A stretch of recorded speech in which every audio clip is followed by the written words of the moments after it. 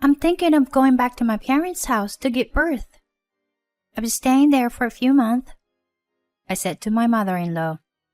She's probably going to make sarcastic remarks about who will take care of the household chores. Thinking that way, my mother-in-law said something beyond my expectations. Oh, really? Then why don't you just stay at your parents' house forever? I don't want to see the face of a parasite. If you want, why don't you get a divorce? I widened my eyes in shock. And at the same time, I realized that she was completely misunderstanding me. If that's what she wants, then I don't have to hold back either. I couldn't help but laugh a little. My mother-in-law didn't seem to have any interest in me and didn't notice. She's so carefree, unaware that she is about to hit rock bottom in her life. My name is Christina, a 32-year-old housewife. I started dating my husband Aaron in college, and we got married after becoming working professionals. Aaron is very kind and always cares about others. He has saved me many times. But when I told him that again, he said with a bashful look, "It's because of you, Christina, that I became kind to others." Huh? Me? It was news to me that I had been the catalyst for Aaron's kindness. I had always thought that Aaron had a kind nature from the beginning. Actually, I used to be a troubled teenager until high school. Because of that, I didn't have any close friends. I wondered if I would always be alone even after entering university. When I first entered there, I got lost on campus. Remember? Ah, was it during the first orientation? Listening to his story, I remembered our first encounter. He seemed to struggle with reading maps, and I, as a fellow freshman, approached him and offered help. At that time, you said, "We have the same orientation, let's go together." When you invited me with an innocent smile, I thought you were a very beautiful person. Hearing him say that, I couldn't help but blush. But in reality, he didn't confess his feelings to me until much later. Did you fall in love at first sight with me? Perhaps? When I asked that, he laughed and shook his head. It's a little different from that. At that time, it was more admiration than love. I thought your soul was beautiful. I wanted to get to know you as a person. I wanted to be a kind person like you. I wanted to be someone who could reach out to anyone, just like you. So I worked hard to become that person, you know? From my perspective, I believe he has always been kind to people even back then. He didn't tell me much about his past back when we started dating, and I didn't really care about it because I was already in love with who he was. I even knew that he was the one for me from the early stage of our relationship. That's how sincere he was. And now, even though I heard that he had a troubled past, I wasn't surprised. Since I met his parents after getting married, I can imagine how they were. They were, if I may say, nothing like Aaron. That's because when I met his parents, they looked down on me. My parents have unbelievably bad personalities. Aaron had informed me about it beforehand, so I was already aware. They didn't even listen to me or Aaron, and frowned blandly, and said, "What a poor-looking girl. Aaron must have had bad taste in women. I hope you got a good education. How good were your grades?" I was surprised that my in-laws were not afraid to say such a thing when they first met me. My husband apologized to me the whole time, and I felt sorry for him. They treated my husband the same all his life.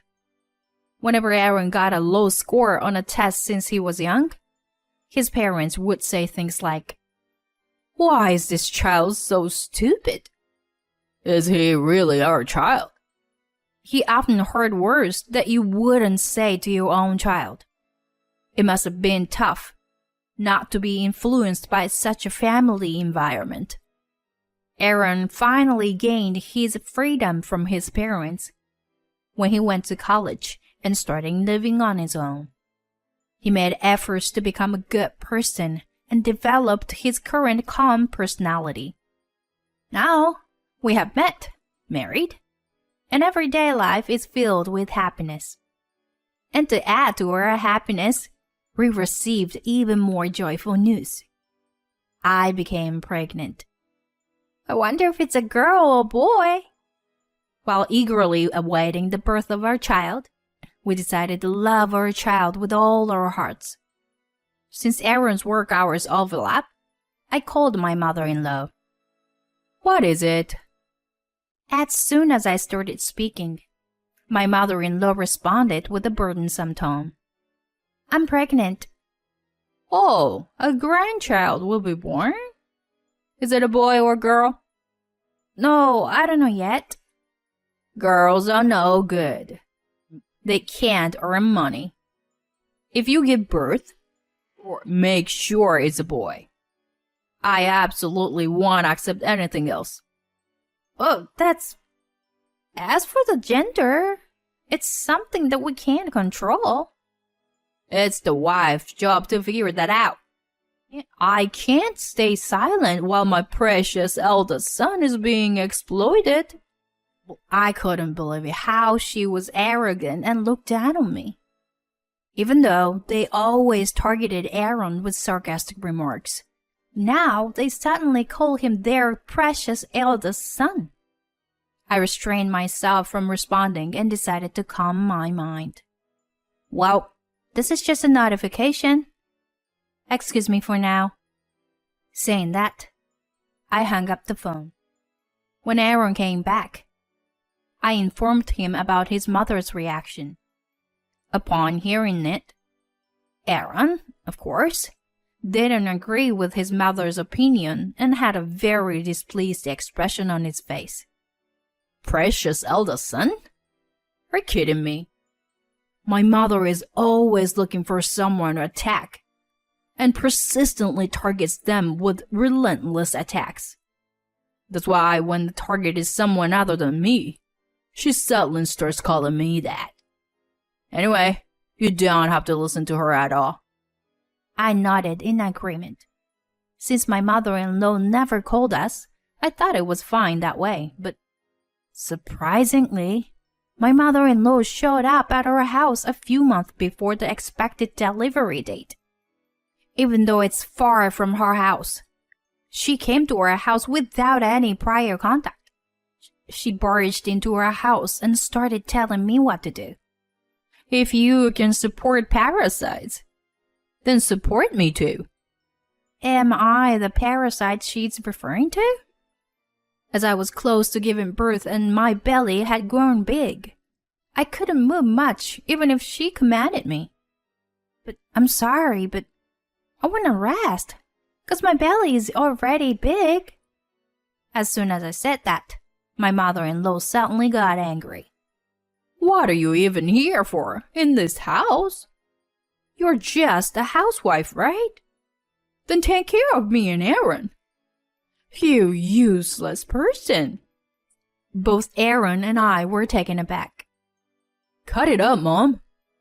If you plan on biting Christina any further, I'll kick you out of this house right now."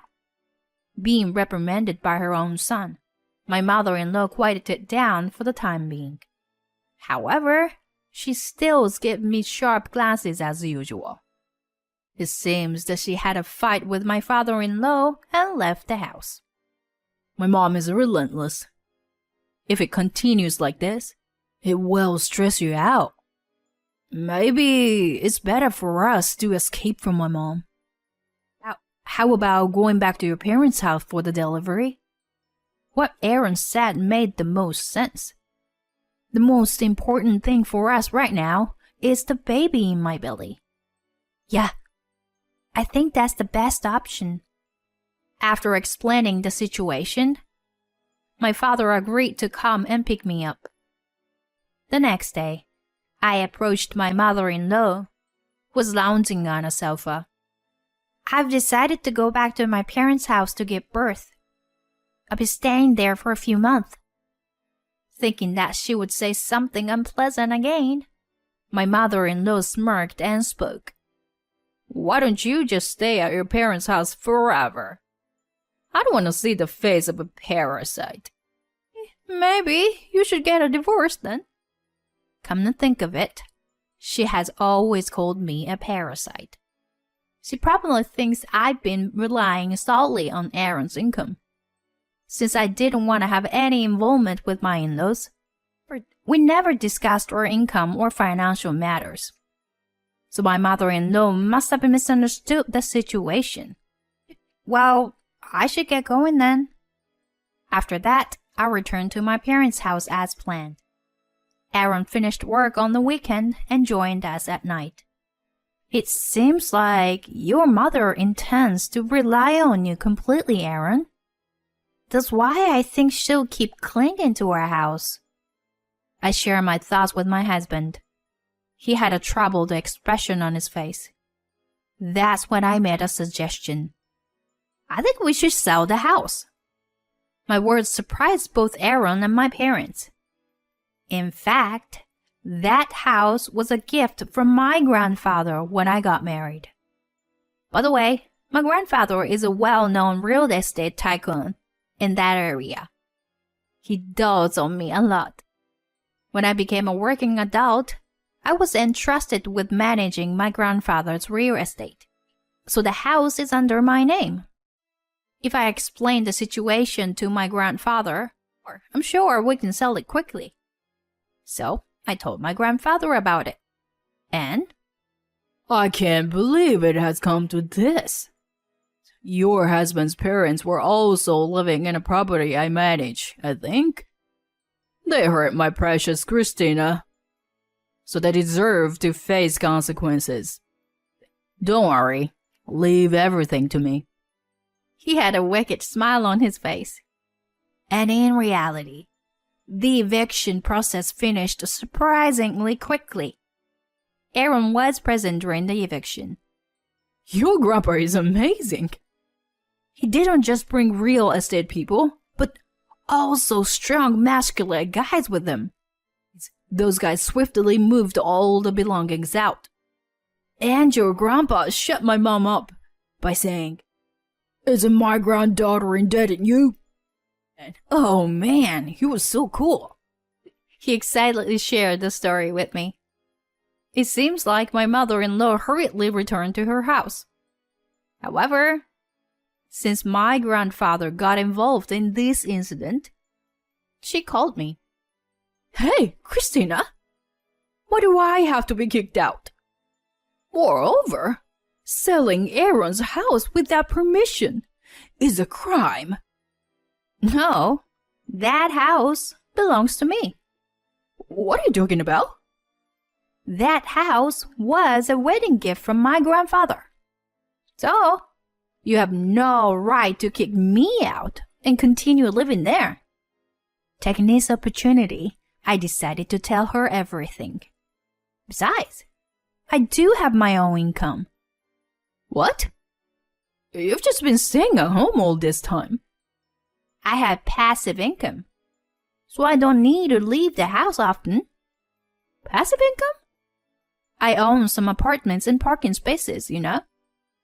I work more than someone who suddenly intrudes into other people's homes and treats a pregnant woman like a servant. Don't you think?" "You? That's not something you should say to your mother-in-law." "Aaron wants to talk to you, so let me put you on speaker mode." I handed the phone to Aaron. "Aaron, you should leave that arrogant and useless wife and come back home." My mother-in-law was panicking, and her voice sounded odd. "Mom, I've made up my mind." "Aaron?" "I'm cutting ties with you and Dad." "Huh? What are you talking about?" Aaron glanced at me briefly.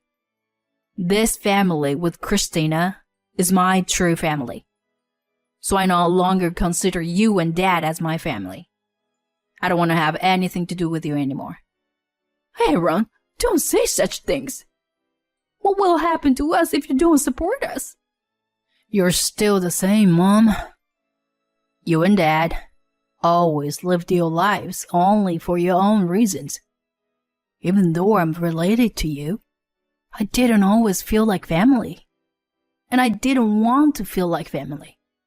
That's why I left home and really came back. So what? It doesn't matter now, does it? Doesn't matter now, huh? Mom, I even feel sorry for you now, you know. Maybe I should have done this a long time ago. Cut the crap, Aaron. If you're so energetic, you'll be fine. Anyway, I won't let you meet our baby no matter what. And we'll never see each other again. Goodbye, Mom. Say the same to Dad for me. Aaron, wait. Don't you dare. He hung up the phone, looking at my husband, who was in silence. My heart ached. He said earlier to me that he's gonna cut ties with them, but didn't want to hate them. I was proud of such a strong husband who never lost his dignity. Later, I found out the reason why my mother-in-law was pressuring Aaron to support them. It turns out my father-in-law lost his job. Because of that, my in-laws argued every day, ran out of money, and fell behind on rent. That's when my grandfather stepped in. He evicted my in-laws from the property for not only being behind on rent, but also for their lack of credibility. My in-laws never got to know our new address. And so, the ill-tempered couple, now estranged from their son, started living in a live-in job. Even at work, they couldn't hide their personality and quickly became isolated from their colleagues. And with debts to repay, they couldn't quit their jobs and have been working while feeling uncomfortable. Well, I hope they would learn a lesson. As for us, we were able to safely welcome the adorable baby girl. We named her April. She's the most beautiful thing ever. My husband tears up holding her in his arms. I am confident that I can raise my daughter to be a good human being with such a faithful husband. My family is also excited about April, especially my grandfather. Our new home is comfortable. And today, we are enjoying our busy yet joyful days.